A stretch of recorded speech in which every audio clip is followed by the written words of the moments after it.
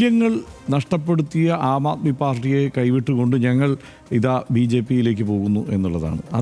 എനിക്ക് ശരിയായി തോന്നി. വേറൊന്നും കൊണ്ടല്ല, ആം ആദ്മി പാർട്ടിയുടെ അടിസ്ഥാന മൂല്യം എന്നുള്ളത് ചെന്ന് നിൽക്കുന്നത് എവിടെയാണ്? സംവരണ വിരുദ്ധതയിലാണ്. അപ്പോൾ ആ സംവരണ വിരുദ്ധ സമരത്തിൻ്റെ വക്താക്കൾ അല്ലെങ്കിൽ അത്തരം സമീപനം സ്വീകരിച്ചിരിക്കുന്ന ആളുകളിൽ പെടുന്ന ഒരാളാണ് രാഘവ് ചദ്ദയും. അദ്ദേഹം BCom പഠിക്കുന്ന കാലത്താണ് ഈ ആം ആദ്മി പാർട്ടിയുമായി സഹകരിക്കുന്നത് ഡൽഹി യൂണിവേഴ്സിറ്റിയിൽ. അപ്പോൾ അതായത് അത്രയ്ക്ക് ചെറുപ്പക്കാരനാണ് അദ്ദേഹത്തിൻ്റെ ജീവിതം ഇങ്ങനെ സമർപ്പിച്ചു എന്ന് പറയപ്പെടുന്ന 16 വർഷത്തിനിടയ്ക്ക് അദ്ദേഹം കോളേജിൽ പഠിച്ച കാലമുണ്ട്, അദ്ദേഹം അതിനിടയ്ക്ക് ജോലിയെടുത്ത കാലമുണ്ട്. ഇതെല്ലാം കൂടെ ചേർത്തിട്ടാണ് ഇതെല്ലാം കൂടെ ചേർത്തിട്ടാണ് അദ്ദേഹത്തിൻ്റെ ഈ 16 വർഷം MLA ആയി MP ആയി.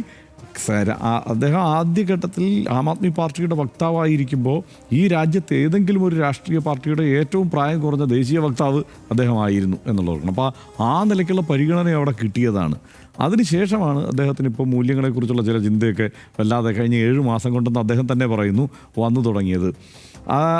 അതിൻ്റെ അത് കൗതുകകരമായ കാര്യം എന്താണെന്ന് വെച്ച് കഴിഞ്ഞാൽ ഇദ്ദേഹത്തിൻ്റെ തുടർച്ചയായ BJP വിമർശനങ്ങളിലും ഇദ്ദേഹത്തിൻ്റെ RSS വിമർശനങ്ങളിലും നമ്മൾ സൂക്ഷ്മമായി ചെന്നൊന്ന് പരിശോധിച്ചാൽ അതിൻ്റെ വാർത്തകളൊക്കെ നമ്മൾ വീണ്ടും ഒന്നുകൂടി എടുത്ത് നോക്കിക്കഴിഞ്ഞാൽ ഈ സംഘപരിവാറിൻ്റെ അല്ലെങ്കിൽ RSSൻ്റെ BJP-യുടെ അടിസ്ഥാന മൂല്യങ്ങളെ എതിർക്കുന്ന തരത്തിലുള്ള ഒരു വിമർശനവും അദ്ദേഹം നടത്തിയിട്ടില്ല. അദ്ദേഹത്തിൻ്റെ വിമർശനം എവിടെയായിരുന്നു?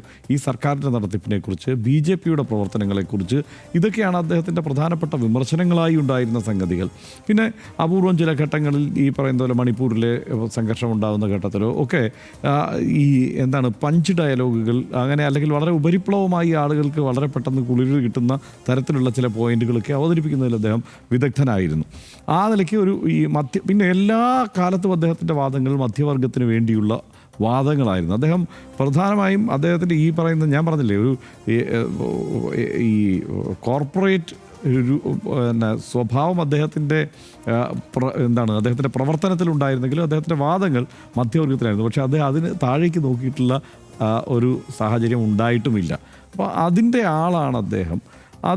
അദ്ദേഹം കഴിഞ്ഞ കുറേ കാലമായി അദ്ദേഹത്തിന് വേണ്ട രീതിയിൽ ആം ആദ്മി പാർട്ടിയിൽ പരിഗണന കിട്ടുന്നില്ല എന്നുള്ളതൊക്കെ അദ്ദേഹം പറയുന്നുണ്ടെങ്കിലും അദ്ദേഹത്തിന് ഈ 7 മാസം മുമ്പ് ഈ പരിഗണന കിട്ടാതായത് എപ്പോഴാണ്? അദ്ദേഹം BJP-ക്കെതിരെയുള്ള വിമർശനങ്ങൾ പതുക്കെ അങ്ങ് അവസാനിപ്പിച്ചു, ശക്തമായ വിമർശനങ്ങൾ അവസാനിപ്പിച്ചു.